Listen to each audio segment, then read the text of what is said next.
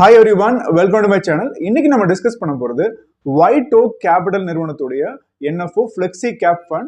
இந்த ஃபண்டுடைய NFO வந்து already ஓப்பன்ல இருக்கு. வர ஜூலை 26 வரைக்கும் ஓப்பன்ல இருக்கும். ஸோ இந்த NFO பீரியட் நீங்க இன்வெஸ்ட் பண்ணீங்கன்னா உங்களுக்கு 10 rupees NAV-ல வந்து உங்களுக்கு யூனிட்ஸ் வந்து அலாட் ஆகும். ஸோ இந்த பீரியட்ல நீங்க இன்வெஸ்ட் பண்ணணும் அப்படின்னா கீழே டிஸ்கிரிப்ஷன்ல லிங்க் இருக்கு. அந்த லிங்க்ல இருக்கிற ஆப்பை டவுன்லோட் பண்ணி நீங்க வந்து இன்வெஸ்ட் பண்ணலாம்.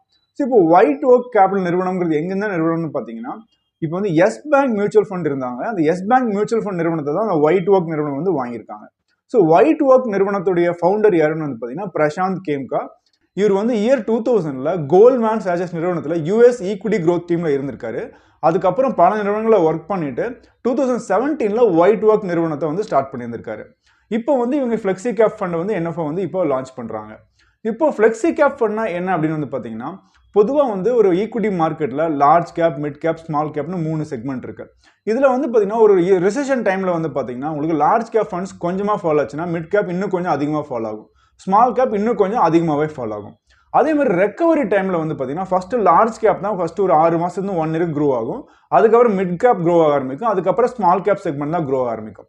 ஸோ இப்போ வெவ்வேறு காலகட்டங்களில் வெவ்வேறு செக்மெண்ட் வந்து க்ரோத் ஆகுறதுனால ஒரு ஃப்ளெக்ஸி கேப்ல என்ன பண்ணுவாங்க அப்படின்னா ஒரு 6 months to 1 yearக்கு எந்த செக்மெண்ட்லாம் நல்லா பெர்ஃபார்ம் பண்ணுமோ அதை ஃபர்ஸ்ட் வாட்ச் பண்ணுவாங்க. அந்த செக்மெண்ட்ல ஃபர்ஸ்ட் இன்வெஸ்ட் பண்ணுவாங்க. ஸோ அந்த சிச்சுவேஷன் தகுந்த மாதிரி இவங்க மேனேஜ் பண்ணிப்பாங்க. கொஞ்ச நாள் அதிகமாக லார்ஜ் கேப்ல வச்சிருப்பாங்க, கொஞ்ச நாள் மிட் கேப்ல வச்சிருப்பாங்க, கொஞ்ச நாள் ஸ்மால் கேப்ல அதிகமாக எக்ஸ்போசர் வைப்பாங்க. ஸோ எந்த செக்மெண்ட்ல நெக்ஸ்ட் 6 months to 1 yearக்கு வந்து பொட்டன்ஷியல் அதிகமாக இருக்கோ அந்த போர்ட்ஃபோலியோவை அதிகமாக வைப்பாங்க. ஸோ ஃப்ளெக்ஸி கேப்புக்கும் மல்டி கேப்புக்கும் என்ன டிஃபரன்ஸ் அப்படின்னு வந்து பார்த்தீங்கன்னா மல்டி கேப்ல கம்பல்சரியா நீங்க வந்து large cap, mid cap, small கேப்ல மினிமம் 25% எப்பவுமே வச்சிருக்கணும் ரூல்ஸ் இருக்கும். பட் ஃப்ளெக்ஸி கேப்ல அந்த மாதிரி ரூல்ஸ் இல்லாதனால ஃபண்ட் மேனேஜர் சூஸ் பண்ணிக்கலாம். இப்போ வந்து சில செக்மெண்ட் நல்லா க்ரோத் கொடுக்க வாய்ப்புகள் இருக்குன்னா அதுல வந்து மினிமம் 25% வைக்கணும்னு அவசியம் இல்லை, அவங்க 75% கூட வைக்கலாம். ஸோ அந்த மாதிரி போர்ட்ஃபோலியோவை அந்த சிச்சுவேஷன் அந்த மாதிரி அமைச்சிக்க முடியும். அதுதான் வந்து ஃப்ளெக்ஸி கேப் ஃபண்ட். இந்த ஃபண்டுடைய இன்வெஸ்ட்மெண்ட் ப்ராசஸ் வந்து பார்த்தீங்கன்னா பாட்டம் அப் அப்ரோச் சொல்லுவாங்க. அது டாப் டவுன் அப்ரோச்னா என்ன அப்படின்னா இப்போ வந்து நம்ம மியூச்சுவல் ஃபண்ட்ஸ்ல நீங்க இன்வெஸ்ட் பண்றீங்கன்னு வச்சுக்கோங்களேன். நம்ம ஒரு 1 lakh இன்வெஸ்ட் பண்றோம் அப்படின்னா அந்த 1 lakh வந்து என்ன பண்ணுவாங்க அப்படின்னா ரிஸ்க்கை ரெடியூஸ் பண்றதுக்காக மினிமம் வந்து ஒரு 10 செக்டர்ல பிரிப்பாங்க. ஸோ ஒரு pharma sector, banking sector, IT செக்டர்னு பிரிப்பாங்க.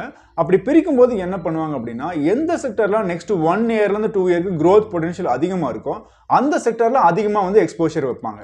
பட் இது வந்து ஜென்ரலா டாப் டவுன் அப்ரோச்னு சொல்லுவாங்க. பட் டாப் டவுன் அப்ரோச்ல என்ன ப்ராப்ளம் இருக்குன்னு பார்த்தீங்கன்னா சில செக்டர் வந்து நல்லா பெர்ஃபார்ம் பண்ணிட்டு இருக்கும், அதுலயும் ஆவரேஜா இல்ல கம்மியா பெர்ஃபார்ம் பண்ற கம்பெனிகள் இருக்கும். ஸோ அதுல இன்வெஸ்ட் பண்ண சிச்சுவேஷன்ஸ் வந்துடலாம். இதுவே சம்டைம்ஸ் சில செக்டர் நல்லாவே பெர்ஃபார்ம் பண்ணாம இருக்கும். அப்போ வந்து அதுல சில நிறுவனங்கள் எக்ஸ்ட்ராடனரியா பெர்ஃபார்ம் பண்ண வாய்ப்புகள் இருக்கு.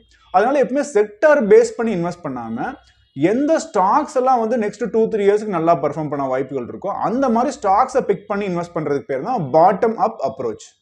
ஸோ Whiteoak நிறுவனம் வந்து பார்த்தீங்கன்னா கோல்ட் எஸ்ஐபி அப்படின்ற ஒரு கான்செப்ட் கொண்டு வந்திருக்காங்க. ஸோ கோல்ட் எஸ்ஐபிங்கிறது என்ன அப்படின்னு வந்து பார்த்தீங்கன்னா இன்னைக்கு வந்து ஒரு பர்பஸ்க்காக நம்ம இன்வெஸ்ட் பண்றோம்னு வச்சுக்கோங்களேன். 10 years 15 years இன்வெஸ்ட் பண்றோம். அதுக்கப்புறம் இதுல இருந்து நமக்கு ரெகுலர் இன்கம் வேணும்னு வச்சுக்கோங்களேன், பென்ஷன் மாதிரி நமக்கு ரெகுலர் இன்கம் வரணும்னா அதை நீங்க இந்த கோல்ட் எஸ்ஐபில பிளான் பண்ணலாம் அப்படின்னு சொல்றாங்க. ஸோ அந்த கான்செப்ட் என்னன்னு நீங்க பாத்தீங்கன்னா நீங்க வந்து ஃபர்ஸ்ட் வந்து எவ்வளவு வருஷம் நீங்க இன்வெஸ்ட் பண்ண போறீங்கன்னு ஃபர்ஸ்ட் நீங்க டிசைட் பண்ணணும். ஒரு எக்ஸாம்பிளுக்கு நீங்க வந்து 8 years நீங்க இன்வெஸ்ட் பண்றீங்கன்னு வச்சுக்கோங்களேன். ஸோ 8 yearsக்கு ஒரு 10,000 ரூபாய் நீங்க இன்வெஸ்ட் பண்றீங்க அப்படின்னா 8 yearsக்கு அப்புறம் உங்களுக்கு எவ்வளவு மந்த்லி உங்களுக்கு கிடைக்கும் அப்படின்னா மந்த்லி சேம் 10,000 உங்களுக்கு வந்து கிடைச்சிட்டு இருக்கும். இதுவே நீங்க வந்து 10 years சூஸ் பண்ணீங்கன்னா 1.5 times வந்து உங்களுக்கு ரிட்டர்ன்ஸ் கிடைக்கும். அதாவது 10,000 இன்வெஸ்ட் பண்ணீங்க அப்படின்னா உங்களுக்கு 15,000 வந்து ரெகுலரா வர ஆரம்பிக்கும்.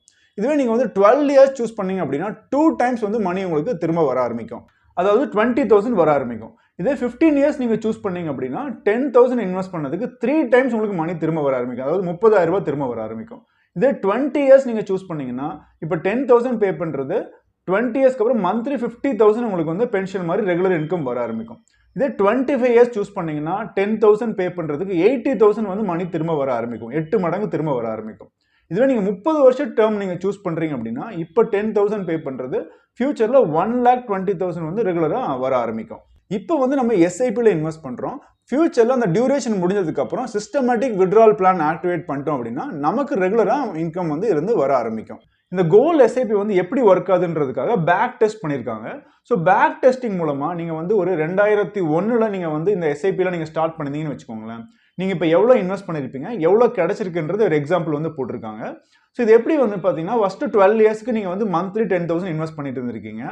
அதுக்கப்புறம் 12 இயர்ஸ்க்கு அப்புறம் வந்து நீங்க ரெகுலரா மணி வித்ட்ரா பண்ணுவீங்க இல்லையா. நம்ம 12 இயர்ஸ் பீரியட் சூஸ் பண்ணியிருந்தோம்னா நம்ம 12 வருஷத்துக்கு அப்புறம் 10,000 ரூபாய் எஸ்ஐபிக்கு அப்புறம் மந்த்லி 20,000 வந்து SWP நம்ம வித்ட்ரா பண்ணிட்டே இருந்திருப்போம். ஸோ மாசம் 20,000 வித்ட்ரா பண்ணது போக இன்னைக்கு எவ்வளவு வேல்யூ இருக்குன்னு பாத்தீங்கன்னா 72 லட்ச ரூபா மார்க்கெட் வேல்யூ இருக்கு.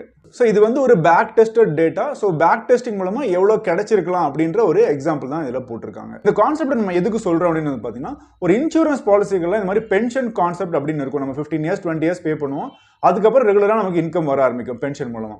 பட் அதுல ரிட்டர்ன்ஸ் எல்லாம் லோவா இருக்கும். பட் ஆனால் மியூச்சுவல் ஃபண்ட் ஸ்கீம்ல நமக்கு ரிட்டர்ன்ஸ் அதிகமாக கொடுத்தாலுமே கூட இந்த மாதிரி ப்ராப்பரான கான்செப்ட் எல்லாம் வந்து பார்த்தீங்கன்னா சில ஏஎம்சிகள்ல தான் இருக்கு. ஸோ அந்த கான்செப்ட் மட்டும் நீங்க தெரிஞ்சுக்கோங்க. தெரிஞ்சுட்டு உங்களுக்கு எந்த ஃபண்ட் வந்து பெட்டரா பெர்ஃபார்ம் பண்ணுதோ அதுல வந்து நீங்க இந்த கான்செப்டை அப்ளை பண்ணலாம். ஸோ இந்த கான்செப்டை நீங்க வந்து பென்ஷனுக்காகவும் பயன்படுத்திக்கலாம், இல்ல ஃபியூச்சர்ல குழந்தையோட எஜுகேஷன் அந்த மாதிரி பர்பஸ்க்காகவும் நீங்க இதை வந்து பயன்படுத்திக்கலாம். இது நம்ம ஆப்ஷன் பண்ணிட்டோம் அப்படின்னா நம்ம வந்து பணத்தை விட்ராவே பண்ண முடியாதுன்ற கான்செப்ட்லாம் கிடையாது. ஜஸ்ட் ஒரு ஆப்ஷன் தான். நீங்க வந்து 12 இயர்ஸ் இல்லை 15 இயர்ஸ் பீரியட் சூஸ் பண்றீங்க, அதுக்கப்புறம் ரெகுலரா இன்கம் வந்துட்டு இருக்கு உங்களுக்கு. அந்த மாதிரி டைம்ல நம்ம நடுவில் ஒரு எமர்ஜென்சி இருக்கு, ஃபுல் அமௌண்ட் விட்ரா பண்ண முடியும்னா விட்ரா பண்ணிக்கலாம். ஏன்னா இது வந்து உங்களுடைய இன்வெஸ்ட்மெண்ட் தான். ஸோ உங்களுடைய இன்வெஸ்ட்மெண்ட்ல இருந்து SWP நம்ம அவுட் பண்ணியிருக்கோம். ஃபியூச்சர்ல மணி வேணும்போது பார்ஷியலாகவும் விட்ரா பண்ணலாம், இல்ல ஃபுல்லா வேணும்னாலும் நம்ம விட்ரா பண்ணிக்கலாம். இல்ல சார் எனக்கு இந்த மணி ரெகுலரா எனக்கு வந்துட்டு இருக்கும், அந்த கேபிட்டல் அப்படியே இருக்கட்டும்னா அப்படியே விட்டுறலாம். இது ஈக்விட்டி மார்க்கெட்ல இன்வெஸ்ட் பண்றதுனால கேபிட்டலும் வளர்றதுக்கான வாய்ப்புகள் இருக்கு. பொதுவா இந்த SWP ஆப்ட் பண்ணும் பொழுது நம்ம வந்து 100% ஈக்விட்டி ஸ்கீம்ல இருந்து வைக்காதீங்க. ஃபியூச்சர்ல நீங்க SWP ஆப்ட் பண்ணும்போது சேம் ஸ்கீம்ல இருந்தும் நீங்க ஆப்ட் பண்ணலாம். இல்ல இந்த ஸ்கீமை வந்து ஒரு ஹைபிரிட் ஃபண்டா நீங்க மாத்திக்கலாம். பேலன்ஸ்ட் அட்வான்டேஜ் ஃபண்ட் இருக்கு, ஈக்விட்டி ஹைபிரிட் ஃபண்ட் இருக்கு, அசெட் அலோகேட்டட் ஃபண்டுகள்லாம் இருக்கு. இந்த மாதிரி ஸ்கீம்ஸ்க்கு நீங்க ஸ்விட்ச் பண்ணிட்டு அந்த ஸ்கீம்ல இருந்து SWP ஆட் பண்ணுங்க. ஏன்னா இப்போ வந்து வெல்த் கிரியேட் பண்றோம். வெல்த் கிரியேட் பண்ணதுக்கு அப்புறம் அந்த மணி வந்து கேபிட்டல் ரொம்ப சேஃபா இருக்கணும். ஏன்னா வெல்த் கிரியேட் பண்ணும்போது நம்ம அக்ரெசிவா நம்ம 100% ஈக்விட்டி ஸ்கீம்ல இன்வெஸ்ட் பண்ணலாம். ஸோ வெல்த் கிரியேட் பண்ணதுக்கு அப்புறம் அந்த கேபிட்டல் ரொம்ப ரொம்ப முக்கியம், அதனுடைய சேஃப்டி முக்கியம். அதனால நீங்க அதுக்கப்புறம் ஹைபிரிட் மியூச்சுவல் ஃபண்ட் திட்டங்கள்ல அந்த ஃபண்டை ஸ்விட்ச் பண்ணிட்டு அதுல இருந்து SWP ஆட் பண்ணுங்க. ஆப்ட் பண்ணும்போது ஒரு 9% to 10% மட்டும் ஆப்ட் பண்ணுங்க. இல்ல எனக்கு கம்மியா போகுதுன்னா ஒரு 7 to 8% வந்து ஆப்ட் பண்ணுங்க. அது மாதிரி கம்மியான அமௌண்ட் நீங்க ஆப்ட் பண்ணும்போது கேபிட்டலும் வளர்றதுக்கான வாய்ப்புகள் நிறைய இருக்கு. ஸோ இந்த கான்செப்டும் இந்த வீடியோ உங்களுக்கு பிடிச்சிருக்கும்னு நினைக்கிறேன். உங்களுக்கு இந்த NFOல இன்வெஸ்ட் பண்ணணும் அப்படின்னா கீழே டிஸ்கிரிப்ஷன் கொடுத்துருக்கோம், அதுல லிங்க் இருக்கு. அந்த ஆப்பை டவுன்லோட் பண்ணி நீங்க இன்வெஸ்ட் பண்ணலாம். இல்ல உங்களுடைய இன்வெஸ்ட்மெண்ட் கோல்ஸ்க்கு எந்த திட்டத்துல முதலீடு பண்ணா சரியா இருக்கும் அப்படின்னு தெரியணும்னா கீழே இருக்கிற வாட்ஸ்அப் நம்பருக்கு கான்டாக்ட் பண்ணுங்க. எங்க டீம் உங்களுக்கு கைட் பண்ணுவாங்க. இன்னும் நம்ம சேனலுக்கு சப்ஸ்கிரைப் பண்ணாதவங்க ப்ளீஸ் சப்ஸ்கிரைப் நவ். கீழே இருக்க பெல் ஐக்கனையும் ஆல் பட்டனையும் கிளிக் பண்ணுங்க. அப்பதான் நாங்க எப்போ வீடியோ அப்லோட் பண்ணாலும் நோட்டிஃபிகேஷன்ஸ் வரும். எந்த வீடியோவும் நீங்க மிஸ் பண்ணாம பார்க்கலாம். தேங்க்யூ.